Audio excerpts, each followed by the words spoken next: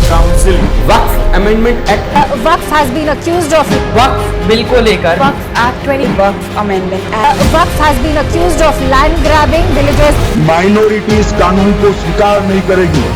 क्या धमकाना चाहते हो भाई? संसद का कानून है, सबको स्वीकार करना पड़ेगा। स्वीकार नहीं करेंगे मतलब क्या है? कैसे बोल सकते हैं तुम? हम कानून को स्वीकार नहीं करेंगे। ये कानून भारत सरकार का है, हर एक पर बंधन करता होगा और इसको स्वीकार करना पड़ेगा।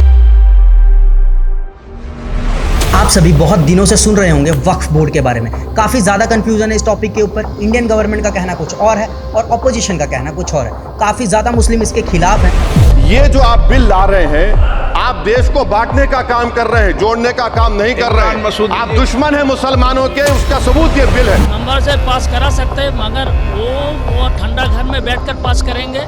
ये रोड तो हमारा है, हम यहाँ आंदोलन करके वो उसको हम लोग पत्ताखन करने के लिए हम मजबूर करेंगे। और काफ़ी ज़्यादा मुस्लिम इसके हक में भी। वक्फ बोर्ड की संपत्ति 200 बीघा के ऊपर अकबर अहमद टम्पी का कब्जा है, कांग्रेस के यूथ संजय गांधी जी के साथी। उत्तराखंड के अंदर यहाँ 200 बीघा में रिसोर्ट बनाया हुआ है। दूसरे इनके सांसद शहीदुज्जमा जो मुजफ्फरनगर से सांसद थे, कलियर के अंदर बंगला कब्जा के बैठी है वक्फ का। क्या है भाई? अभी तक किसी सरकार ने मुसलमानों के हित के लिए और उनके एजुकेशन के लिए कुछ नहीं किया, सिर्फ वोट की राजनीति हुई है। तो हम बीजेपी सरकार या वर्तमान सरकार से गुजारिश करते हैं कि आप अपने मकसद में पारदर्शिता और न्यायप्रिय तरीके से उन महिलाएं जो अधिकार वंचित है, न्याय वंचित थी, उन सबको वही कुछ मिले जो उनका हक बनता है। और वक्फ की जमीन का देने का जो जायज मकसद था, वो मकसद पूरा होता है। तो सवाल ये आता है कि वक्फ होता क्या है या वक्फ की ज़मीन होती क्या है। तो इसके अंदर एक पार्टी होती है जिसको हम बोलते हैं वाकिफ। वाकिफ अपनी मर्जी से, वो आदमी हो सकता है या औरत, अपनी मर्जी से वो ज़मीन वक्फ को दान कर देते हैं ताकि मुस्लिम कम्युनिटी की भलाई के लिए उस ज़मीन को यूज़ किया जा सके और आने वाली कोई भी पीढ़ी उस ज़मीन को वक्फ से वापस नहीं ले सकती और ये ज़मीन ऑटोमेटिकली दीन या कहें अल्लाह को ट्रांसफ़र हो जाती है। और इसके बाद उस ज़मीन को संभालने के लिए एक मैनेजर अपॉइंट होता है जिसको मुतावली कहते हैं। और मुतावली का काम ये होता है कि जो आदमी जिसने ज़मीन को वक्फ किया है, उसका कोई पर्पस रहा होगा उस ज़मीन को वक्फ करने के लिए, तो उसे वो पर्पस के लिए ही ज़मीन का यूज़ करना है और उस ज़मीन को वो कभी भी बेच नहीं सकता और अपने फ़ायदे के लिए यूज़ नहीं कर सकता। और ये प्रथा काफ़ी 100 सालों से चली आ रही है, काफ़ी ज़्यादा नॉन मुस्लिम और मुस्लिम कंट्रीज़ में, और जिसमें से हमारा देश भी एक है। समय के साथ साथ काफ़ी ज़्यादा अमेंडमेंट्स हुए इस लॉ के अंदर, काफ़ी ज़्यादा चेंजेस आए और इस टाइम पर 32 वक्फ बोर्ड्स हैं पूरे देश में जो अलग अलग स्टेट में अलग अलग प्रॉपर्टीज़ को मैनेज करते हैं। और उन्हीं सभी के ऊपर एक और बोर्ड है जिसे हम सेंट्रल वक्फ काउंसिल कहते हैं। और अब आता है सबसे इंपॉर्टेंट मुद्दा। इस टाइम पर वक्फ बोर्ड के पास 9.4 लाख एकड़ जमीन है और इसका यूज इन्हें इस्लामिक तालीम, मस्जिद, कब्रिस्तान या जो भी लैंड से रेवेन्यू जनरेट होगा उसे गरीब मुस्लिमों की हेल्प करने के लिए यूज करना चाहिए था। और इसी का सबसे बड़ा पॉइंट गवर्नमेंट ने हमारी उठाया है पार्लियामेंट के अंदर। उनका मानना है कि जो वक्फ बोर्ड है वो अपनी इस ज़मीन को प्रॉपर तरीके से यूज़ नहीं कर रहा है, मतलब जो रेवेन्यू वो जनरेट कर सकते हैं इस लैंड से वो उसको अच्छे तरीके से यूज़ नहीं कर रहे हैं, उसे वो ख़राब कर रहे हैं। और इसी वजह से गवर्नमेंट इसके अंदर इंटरफेरेंस करना चाहती है। और गवर्नमेंट का कहना ये भी है कि इस ज़मीन के ऊपर ना ही कोई हॉस्पिटल बना है, ना ही कोई स्कूल बना है, ना ही ये ऐसी चीज़ों के लिए यूज़ हो रही है जिसके अंदर हमारे देश का थोड़ा सा डेवलपमेंट या थोड़ा सा विकास हो। ये जो ज़मीन है ये डिफेंस एंड रेलवे के बाद 3rd लार्जेस्ट होल्डिंग है हमारे देश की और इस ज़मीन का फुल पोटेंशियल पर यूज़ नहीं हो रहा है। तो अगर इस ज़मीन का यूज़ होगा और फुल पोटेंशियल पर यूज़ होगा तो हमारे देश के डेवलपमेंट में ये काफ़ी अच्छा कंट्रीब्यूशन कर सकती है। और ये साबित होता है 2006 की सचर कमेटी की रिपोर्ट से, जिसके अंदर ये पता चलता है कि वक्फ बोर्ड कितना ज़्यादा मिसमैनेज्ड है। क्योंकि उस साल का जो रेवेन्यू था वो था 163 करोड़ रुपए, पर जो मिनिमम रेवेन्यू होना चाहिए था वक्फ बोर्ड का वो 12,000 करोड़ रुपए होना चाहिए था। और यही सबसे बड़ा रीज़न है गवर्नमेंट के इंटरफेरेंस का इस मामले में। और क्योंकि उनका मानना है कि जो वक्फ बोर्ड है ये बहुत ज़्यादा मिसमैनेज्ड है, इसके अंदर बहुत ज़्यादा करप्शन है और काफ़ी ज़्यादा केसेस सुनाई दे रहे हैं लैंड को बेच देने के। और इन पर यह भी इल्ज़ाम है कि जो वक्फ बोर्ड के मेंबर हैं ये किसी भी प्रॉपर्टी के ऊपर कब्जा कर ले रहे हैं उसको वक्फ की प्रॉपर्टी बताकर। जैसे इलाहाबाद हाई कोर्ट को सुप्रीम कोर्ट जाना पड़ा क्योंकि उसके ऊपर वक्फ बोर्ड ने केस कर दिया कि ये जो हाई कोर्ट है ये हमारी ज़मीन के ऊपर बना हुआ है। तो ये कितना ज़्यादा फनी है। तो इन्हीं सब चीज़ों के बाद 4 अप्रैल 2025 को राज्यसभा में चली 12 घंटे की बहस के बाद इस बिल को पारित कर दिया जाता है और उससे एक दिन पहले इस बिल को लोकसभा में भी पारित कर दिया जाता है। और अब ये डिसाइड किया जाता है कि जो ये वक्फ अमेंडमेंट एक्ट है अब ये किसी नए कानून के अंतर्गत काम करेगा और उस कानून का नाम है unified management empowerment efficiency and development act. और इसे हम उम्मीद के नाम से भी जान सकते हैं और इसे हम उम्मीद भी बोलते हैं इन शॉर्ट फॉर्म। जो पीएम मोदी है उन्होंने अपने ट्वीट में भी कहा कि ये जो मूवमेंट है ये एक वाटरशेड मूवमेंट है हमारे देश के लिए और इस दिन को याद रखा जाएगा। जैसे राम मंदिर कहें, आर्टिकल 370 कहें या CAA कहें, और उसी तरीके से ये जो अमेंडमेंट है वक्फ बोर्ड का ये भी एक वाटरशेड मूवमेंट है।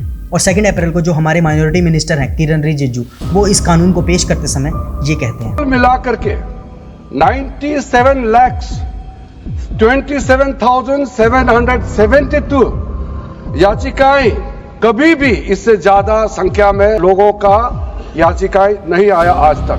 सिर्फ उम्मीद ही नहीं, पूरा यकीन है कि जो लोग इस बिल को विरोध कर रहे थे वो हृदय में भी बदलाव होगा। जो बीजेपी गवर्नमेंट है उसने इन्हीं 4 पॉइंट्स के ऊपर अपने पूरे स्टैंड को बनाए रखा, जिसके अंदर सबसे पहला पॉइंट था उनका वक्फ बाय यूजर, जिसके अंदर उनका ये मानना था कि जो वक्फ बोर्ड है या फिर कोई ऐसी प्रॉपर्टी जिसके ऊपर कोई बहुत पुरानी मस्जिद बनी हुई है और उसका कोई ढंग का प्रूफ नहीं है वक्फ बोर्ड के पास, या किसी कब्रिस्तान या कोई भी ऐसी इस्लामिक प्रॉपर्टी जिसके पास उनका प्रूफ नहीं है कि ये उनकी प्रॉपर्टी है, वो इसको वक्फ लैंड घोषित करके अपने कब्जे में ले लेते हैं। और दूसरा पॉइंट था वक्फ का सेक्शन 40, जिसके अंदर जो वक्फ बोर्ड है वो खुद डिसाइड करती है कि ये जमीन वक्फ की है कि नहीं। तो गवर्नमेंट का ये आरोप था कि ये जो वक्फ बोर्ड है ये किसी भी जमीन के ऊपर अपना कब्जा कर लेते हैं इलीगली और उसको बताते हैं कि ये वक्फ बोर्ड की जमीन है। और जो तीसरा पॉइंट है वो है वक्फ ट्रिब्यूनल सिस्टम, जिसके अंदर गवर्नमेंट का ये कहना था कि जो वक्फ ट्रिब्यूनल सिस्टम है इसके अंदर जो भी इंसान अपनी ज़मीन का केस लेकर जाता है या बोलता है कि ये ज़मीन वक्फ की नहीं है,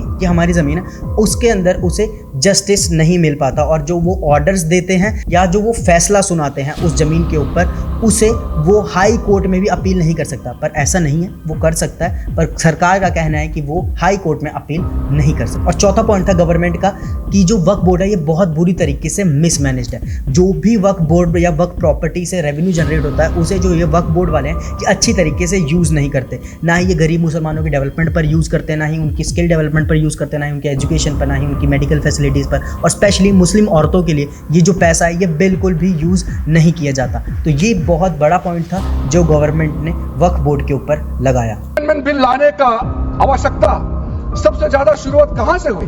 सेक्शन 108 वक्फ बोर्ड का जो प्रावधान है इस देश में कोई भी मौजूदा कानून के ऊपर में रहेगा, ओवरराइडिंग इफेक्ट रहेगा, ऐसा हमने कानून बनाया है।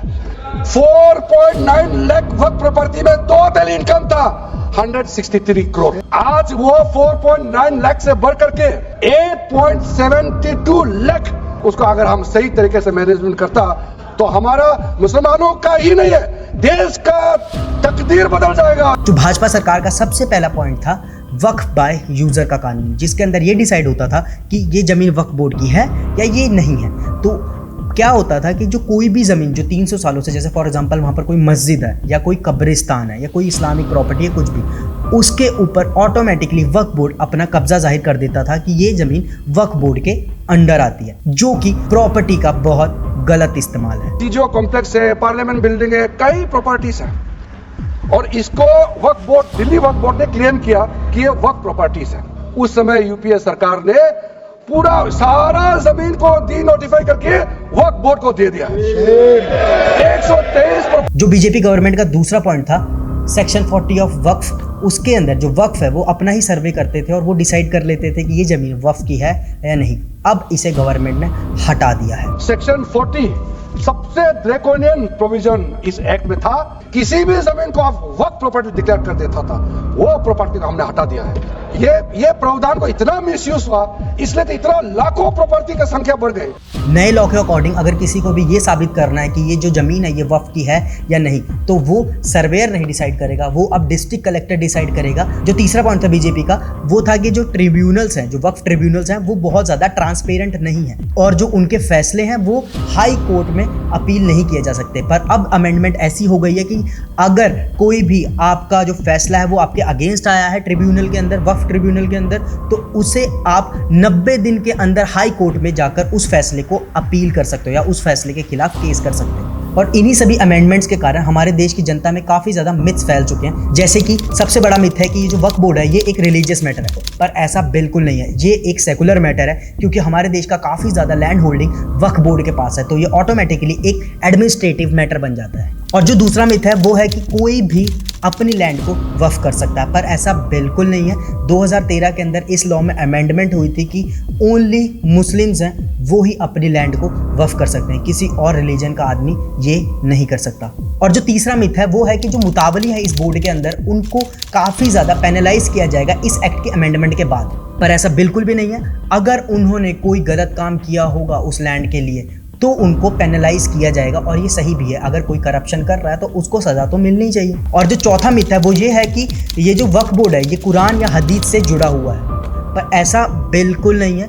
केरला हाई कोर्ट का एक केस है फजल पोकोया Thangal versus union of India 1993। इसके अंदर कोर्ट ने बोला है कि जो वक्फ बोर्ड है ये एक स्टैट्यूटरी बॉडी है, मींस ये एक पार्लियामेंट के एक्ट के अंडर काम करने वाली बॉडी है जिसका काम है प्रॉपर्टीज़ को मैनेज करना, दैट्स इट। ये कोई रिलीजियस बॉडी नहीं है।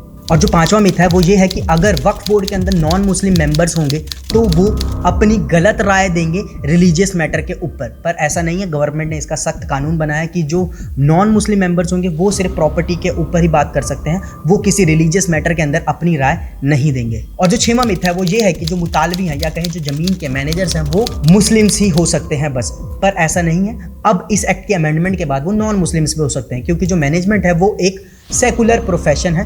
जैसे कि अगर कहें कि इतना बड़ा लैंड का होल्डिंग रेलवे के पास है, अगर हम कहें उसके जो मैनेजर्स हैं वो सिर्फ हिंदू या सिख होंगे तो ये गलत होगा। ऐसे ही वक्फ बोर्ड भी इतना बड़ा एक लैंड होल्ड करता है जिसके अंदर नॉन मुस्लिम्स भी मैनेजर हो सकते हैं। और जो सातवां सबसे बड़ा मिथ है कि जो गवर्नमेंट है वो इस एक्ट के अमेंडमेंट के बाद जो पुरानी वक्फ प्रॉपर्टीज़ है उनको हड़प लेगी या उसके अंदर तोड़ फोड़ करेगी, ऐसा बिल्कुल भी नहीं है। ये एक्ट इंश्योर करता है कि जो भी प्रॉपर्टीज़ पहले से रजिस्टर्ड है वक्फ बोर्ड के अंदर उनके अंदर गवर्नमेंट कोई भी इंटरफेरेंस नहीं करेगी। तो ये थे वक्फ के कुछ नए अमेंडमेंट्स, और इसके अंदर ऑपोजिशन ने भी काफ़ी कुछ बोला है। जैसे कि टीएमके के ए राजा का कहना है कि ये पॉसिबल ही नहीं है कि कोई भी वक्फ के नाम पर किसी भी जमीन को हड़प सकता है। In the present act, a survey commissioner has been designated, appointed by the government, independent to the government.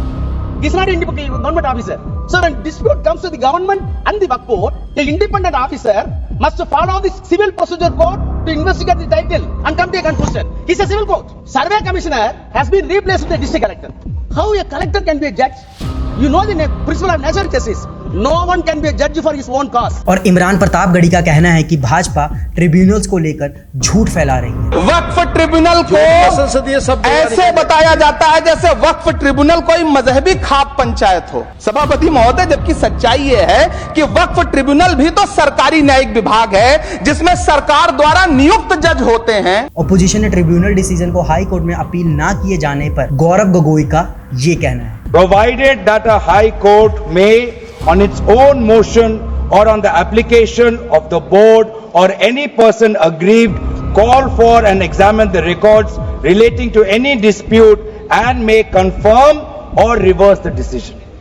ये पावर हाई कोर्ट में पेरेंट एक्ट में है ही 2013 के संशोधन के बाद, तो क्यों बार बार आप ऐसा एक भ्रम फैला रहे हैं कि हाई कोर्ट का कोई रोल नहीं है। और जो लास्ट पॉइंट था गवर्नमेंट का इनकम जनरेशन के ऊपर कि वो गरीब मुसलमानों के लिए कुछ करेंगे, पर ऐसा कोई फुल प्रूफ प्लान नहीं था गवर्नमेंट के पास कि हम ये करेंगे ये करेंगे ये करेंगे, पर उन्होंने ये बोला है कि इस एक्ट के बाद गरीब मुसलमानों का उद्धार हो जाएगा, उनकी लाइफ अच्छी हो जाएगी। और ऑपोजिशन का ये भी कहना है कि जो सरकार है वो इस ज़मीन का यूज़ अपने पूंजीपति दोस्तों के लिए करेगी, मतलब जो बड़े बिजनेसमैन हैं, बड़े इंडस्ट्रियलिस्ट हैं, वो इस लैंड का ज़्यादा फ़ायदा उठाएंगे, गरीब मुसलमान नहीं।